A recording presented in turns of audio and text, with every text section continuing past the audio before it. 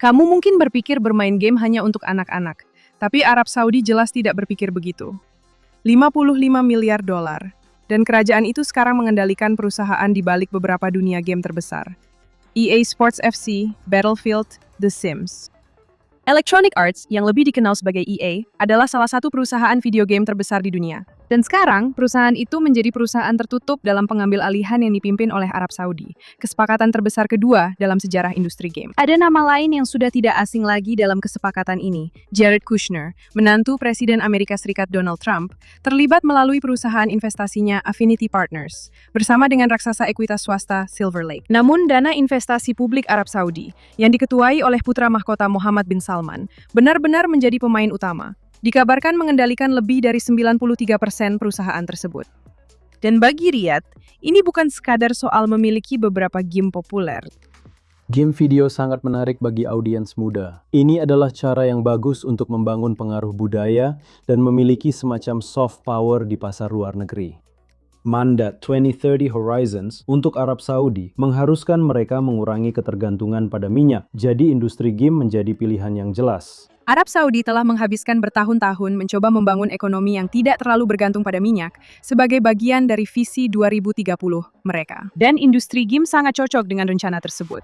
Ini adalah industri yang muda, bersifat global dan berbasis teknologi. Dan Mohammed bin Salman sendiri dikenal sebagai seorang gamer yang sangat antusias. Riyadh juga secara harfiah sedang membangun sebuah kota hiburan besar bernama Qiddiya, dengan satu distrik khusus yang didedikasikan untuk game. Dan pada bulan November ini, Arab Saudi akan menjadi tuan rumah eSports Nations Cup pertama di dunia. Bayangkan seperti Piala Dunia, tapi untuk para gamer. Para pemain akan bertanding untuk negara mereka di berbagai game, termasuk beberapa yang dibuat oleh EA. Mereka melihatnya sebagai cara yang hebat untuk memperkenalkan diri kepada dunia dan memperkenalkan dunia kepada mereka. Dan apa cara yang lebih baik untuk melakukannya selain melalui acara olahraga seperti ini? Namun tidak semua orang siap untuk menerima kepemilikan oleh Arab Saudi. Kesepakatan ini telah memicu gelombang penolakan yang cukup keras di sebagian komunitas game.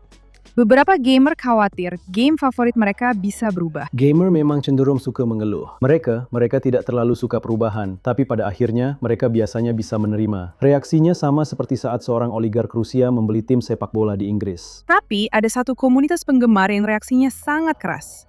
The Sims. Selama lebih dari 2 dekade, game ini pada dasarnya membiarkan pemain membangun kehidupan apapun yang mereka inginkan. Pasangan sesama jenis sudah lama menjadi bagian dari game ini, dan pemain bisa menyesuaikan gender serta kata ganti. Kebebasan itu telah membantu The Sims membangun komunitas penggemar LGBT yang sangat besar. Jadi kamu mungkin bisa melihat di mana kekhawatiran itu muncul.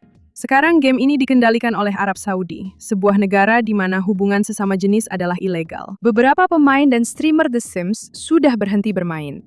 Tidak ada bukti bahwa Arab Saudi berencana untuk menyensor game ini atau menghapus konten LGBT. Namun para ahli berpikir The Sims bisa menghadapi nasib yang sangat berbeda.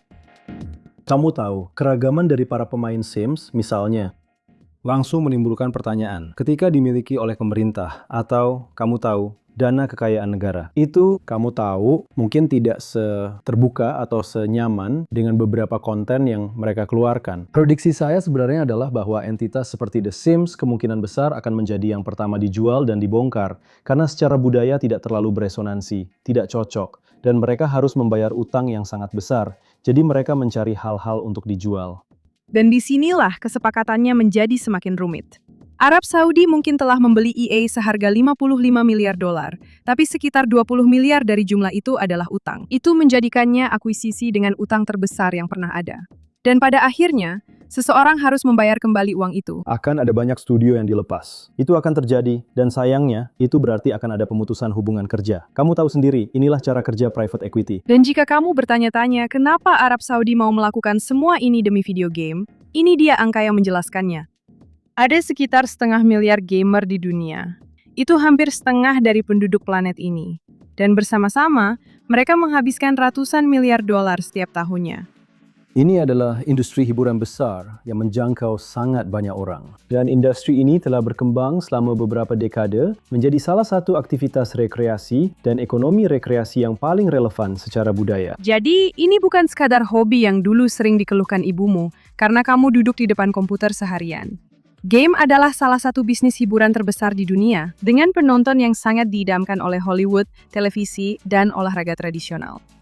Dan Arab Saudi ingin mendapatkan bagian yang jauh lebih besar dari itu. Membeli publisher game, mengadakan turnamen, membangun kota-kota game. Riyadh bertaruh bahwa video game dapat mendatangkan uang dan pengaruh global, bahkan setelah minyak tidak lagi begitu penting. Arab Saudi telah bertaruh 55 miliar dolar pada industri game. Sekarang, para gamer akan memperhatikan dengan seksama untuk melihat apa arti semua itu bagi game yang mereka cintai.